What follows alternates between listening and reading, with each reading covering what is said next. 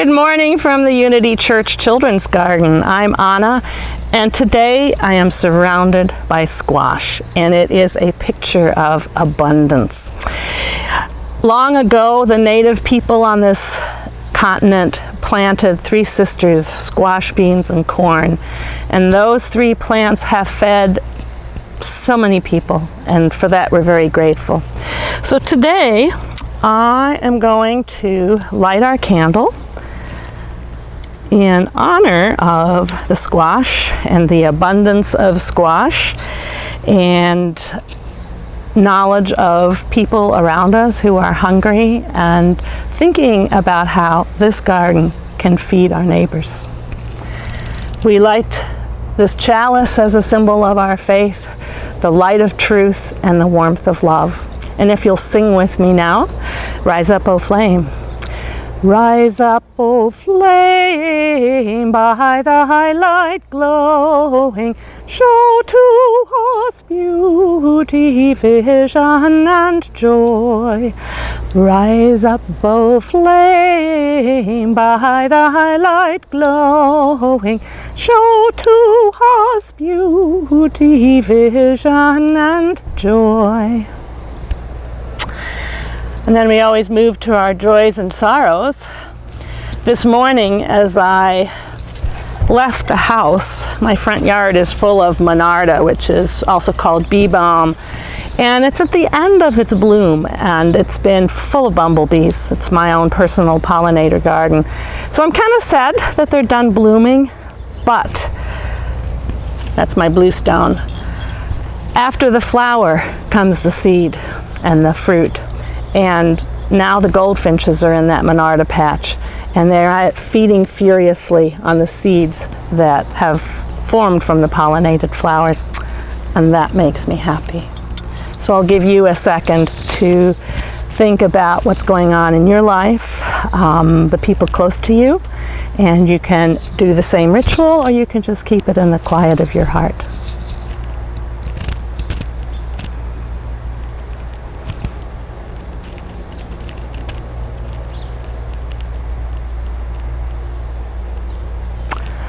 Okay. Dan has a story this morning about a little girl named Zora and her garden that I think is applicable for this morning. Dan? Zora's Zucchinis by Catherine Pryor, illustrated by Anna Raff. And the publisher of this book is called Readers to Eaters.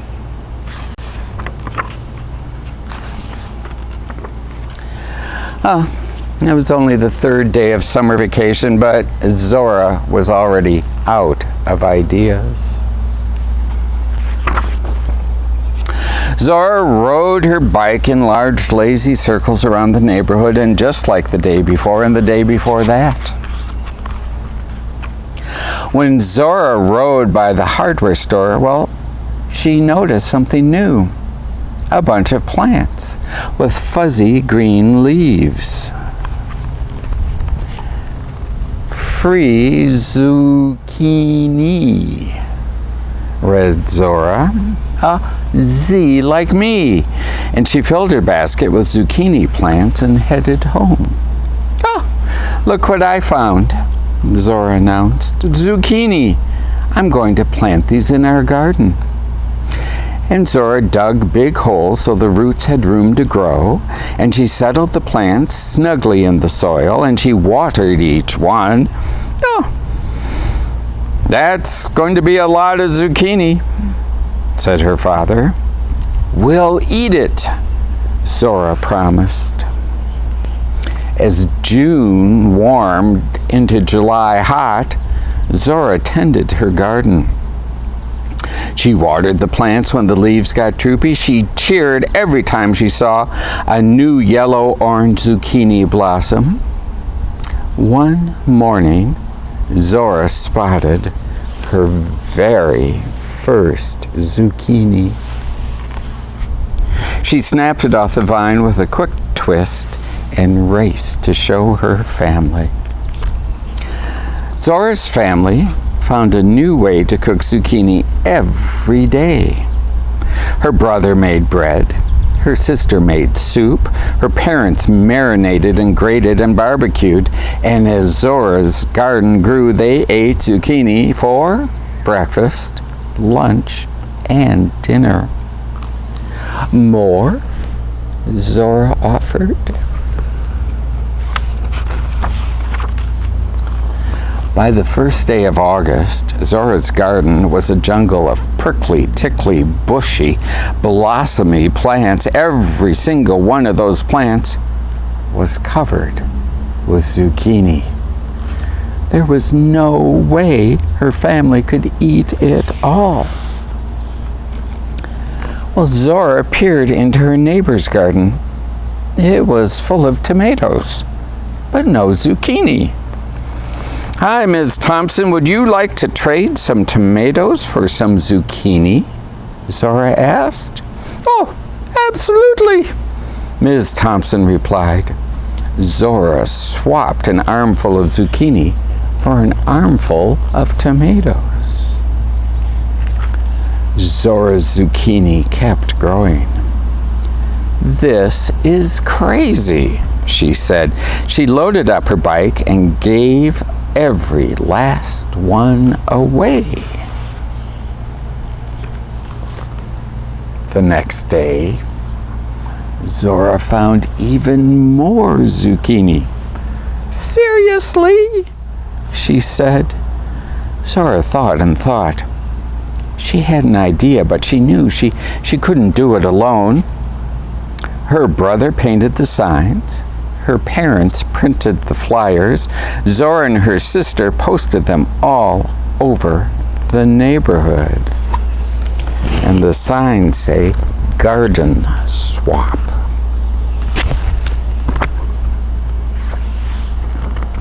On Saturday, Zora's Garden Swap was open for business.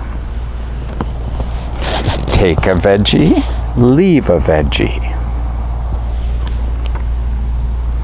Or at least take some zucchini, please. Zora straightened her sign. She checked the time. The sun got hotter. Zora's feet got fidgetier. She began to worry that her garden swap was a garden flop. Then Zora saw Ms. Rivera carrying a big bowl of raspberries and Mr. Peterson bringing potatoes, and neighbors stopped by with carrots, peppers, and green beans from their gardens. They shared plums, apricots, cherries from their trees. People left whatever they had too much of and took whatever they wanted. Zora traded and traded until all her zucchini was gone. Zora looked around at the busy, noisy jumble of munching, laughing, chatting neighbors.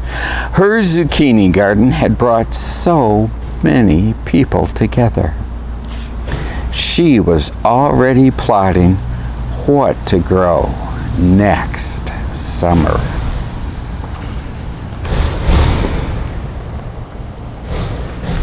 And that's the end of this story. Thanks, Dan. That was great. I had been away from this garden for a little bit. My husband and I were on a little cross-country road trip. And when I came back, the squash plants had been this big when I left. And I came back and I found this. If you look at this garden, if you come this week, the squash is enormous. And they are doing very, very well. And so we thought we'd do our lesson on this today, and just like Zora, we've got some extra that we can share. We have yellow squash and we have zucchini. These are examples of summer squash, and they are the ones that you pick now, you harvest now. We try to catch them before they get as big as this. If they get really huge, that means that the seeds inside have fully formed, and then they get kind of tough. If I find one like that, sometimes I have to peel it, but I'll shred it and I'll put it into zucchini bread or fritters or something like that. But what you really want is to to catch them young. In fact, the Narragansett word for squash translates as the squash that you eat young or raw. So they knew that. If you wanted to grow squash next year, you would let this grow to maturity and get all hard and dry, and then you could harvest the seeds. So that's a summer squash, and that's on this side of the garden. And on this side of the garden, we have butternut squash, and there's a few delicata in there too. These are winter squash. These you don't harvest until late summer or fall because you want the skin to get hard. And then when you do harvest them, you cure them in a warm place, and at that point you can keep them all winter, hence the name winter squash.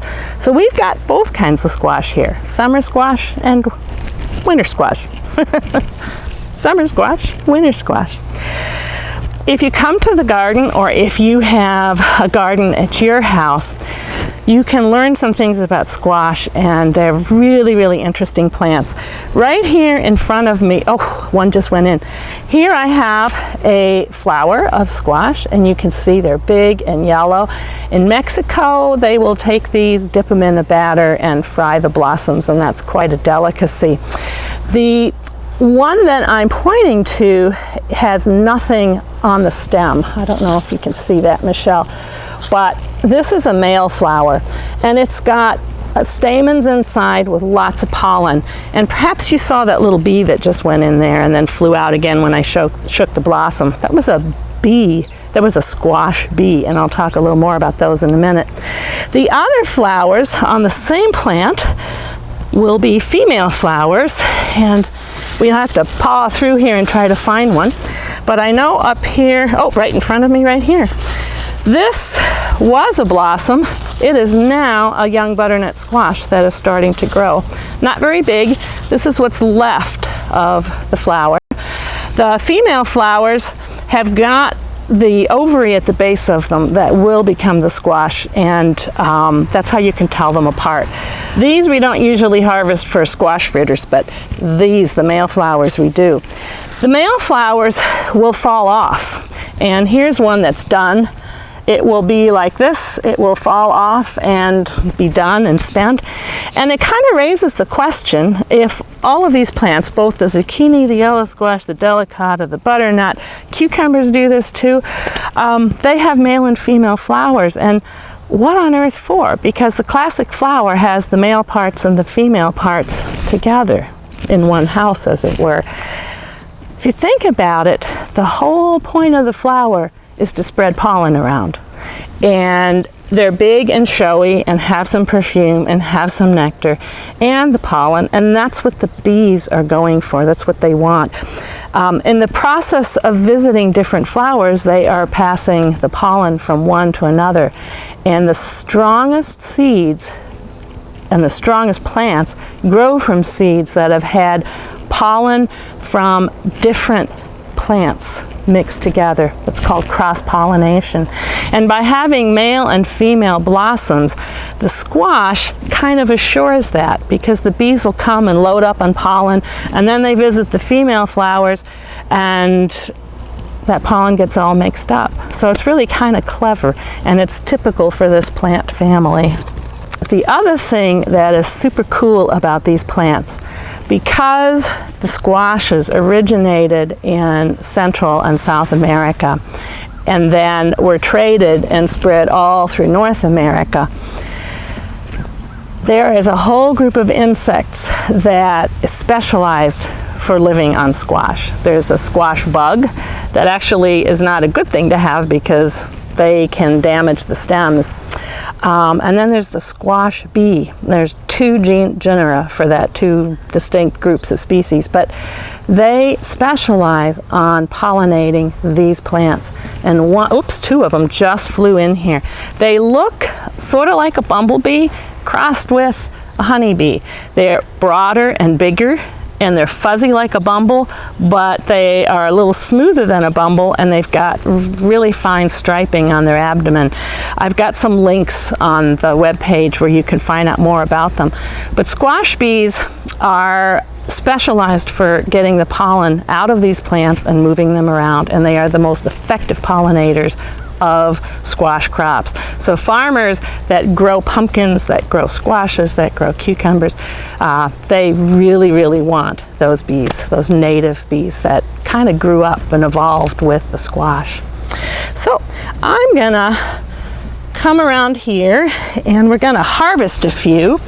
We don't harvest the winter squash, so we have to be really, really careful here. But here's some zucchini. And if I lift them up, one of the things you're going to notice is the prickles on the leaves.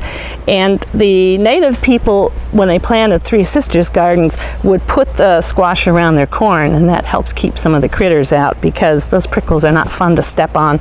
So you'll have to be careful when you lift the leaves. But down underneath here, we can find, oops, it says yellow squash.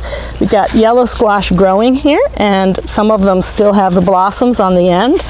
But when you come, you can help us harvest those. And back there, the zucchini, the same thing. We've got really big zucchini back here. Let's see if I can get my cord untangled. These leaves are good at hanging on to stuff. So the zucchini is darker green. And again, you lift up the leaves and you look underneath. If you see blossoms, take a look, see if you can find male and female blossoms, see if you can find the bees. And somewhere under here, there will be some zucchini. So that's pretty exciting. Now I'm going to share a recipe for you. I'm going to share a recipe with you for one of my favorite ways to eat squash. You could use zucchini, you could use patty pan, you could use summer squash, the yellow squash. Any one of those will work. I'm going to use the yellow squash. So once you've picked your squash, the question is what to do with it. And I think a lot of people, I meet a lot of people who say, I don't like squash. And I think part of it is the name, because it sounds like it's squished like squash. And the name squash actually comes from a Native American Narragansett word for squash, a scutula squash or something like that. So I think the name's a little bit, it's got an interesting history, but it's a little bit unfortunate. And the other unfortunate thing is that I grew up with squash being cooked to a pulp, and it wasn't very interesting. So it really was kind of squashed. But I'm going to show you one of my favorite recipes for this wonderful vegetable. And what you want to do is keep it a little bit on the crisp, tender side so that it's not completely squished. For this recipe, we're going to cut the squash into rounds and bread it and then bake it in the oven. So the first thing you want to do is preheat your oven to 450, 500 degrees. Get a flat cookie sheet, a baking pan, line it with something. I'm using a silpat mat, but parchment or aluminum foil will work. If you don't have that, just put the squash directly on there, but cleanup is easier if you have it protected somewhere. You'll need a couple bowls. You'll need salt, pepper, cayenne pepper if you like a little bit of heat. You'll need some shredded Parmesan. And the recipe calls for panko, which are basically a rice cracker crumb that's used in Japanese cooking. Anything that is light and crispy will work. If you've got cornflakes or Rice Krispies, you can put them in a bag. And what I did was I just kind of squished them with my finger until I had crumbs. So some kind of a crumb mixture. And you need your squash. So when I do this, if you're doing this with your family, the parents should watch very carefully. I'm going to use a big knife and you might want to use a smaller one. I'm going to cut off the stem end and I'm going to cut off the flower end. Reminds me that we wouldn't have any kind of fruit if we didn't have flowers and the bees to pollinate it. But I'm going to move these down here and start by cutting my squash. And I will cut the flower end off, the stem end off, and you want the pieces to be about 1/2 inch thick. 1/2 inch is probably about the size of your little finger wide, and you're just going to cut that. And by the way, you've washed your hands first before you do this, which I did before I came outside. So here are my squash rounds.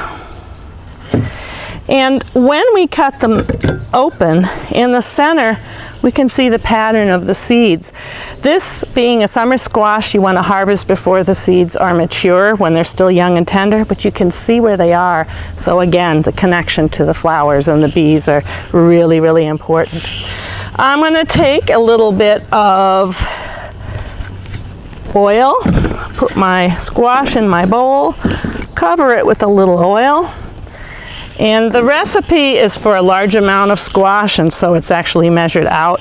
I'm going to take a few shortcuts today. I want to toss that with the oil, sprinkle it with my sea salt, and sprinkle it with a bit of pepper.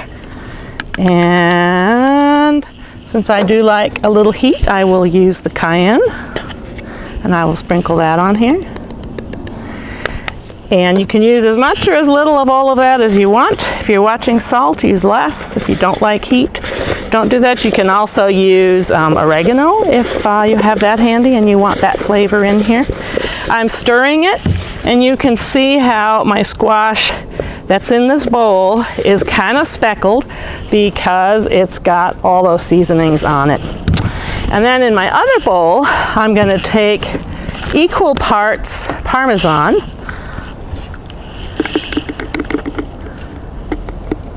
That's about half a cup. And my panko crumbs, or in this case, crushed Rice Krispies. I'll put that in here like this. And the kids, if they're helping you, that's actually about right. If the kids are helping you in the kitchen, which I hope they are, they will love crushing the cereal, and they will love this next step. And I have found that when I have kids in the kitchen and they get to help me prepare food, and they touch it and they smell it, then when it comes time to eat that, they're much more likely to indulge. So I am stirring my crumbs and my Parmesan together so it's thoroughly mixed. And here's the fun part. I'm going to put this in a safe place where it's not going to hurt anything. I take my squash, and one at a time I'm going to coat it in the bread crumb mixture and put it on the cookie sheet. So here's number one. Don't you love that cardinal singing? It's a great part about cooking outside. Put that there, and for each one I coat it in my mixture, and when I'm all done, I'll have a whole sheet of breaded squash. Hopefully the oven is hot. It's at 450 degrees. You slide it in. You leave it there for about 20 minutes. You'll want to check it. If it looks like it's getting too brown, you can take it out earlier. If you test it with a fork and the squash is tender inside, then it's ready. It basically steams inside the breading. And then you take it out and let it cool. And kids love to dip things, so I highly recommend your favorite marinara sauce, and put a little of that on a plate and take the breaded baked squash grounds and dip it in there, and you have a wonderful treat that will go with any summer meal. So enjoy that recipe. So we've looked at squash today. We've looked at squash bees. And it is time to say goodbye. I hope that you will visit the garden this week. Help us water. It's been very dry. Help us harvest for your own use, for the food shelf. And keep an eye out for those squash bees. If you follow them, you might even find where their nests are. They're solitary, and they make tunnels in the ground and then lay their eggs down under there. And they feed the babies on the pollen that they gather. So, oops, one around my nose. So that's kind of a lesson too. If you're out in the garden and a bee is buzzing around your head, just be very, very still. Noticed I didn't swat at it. I was just very quiet, and they kind of look and decide, okay, she's not a threat, and we're all good. Anyway, let us think about squash and the abundance of these plants, and the abundance that we have available to share with our neighbors, with people who are hungry and maybe can't get to the store well because of COVID. And with that in mind, and with thanks to the native people who taught us about this plant and how to grow it, and to grow it as three sisters, we will extinguish our chalice. And as we do so, we know that the light of truth and the warmth of love go with us in our heart. Have a wonderful week.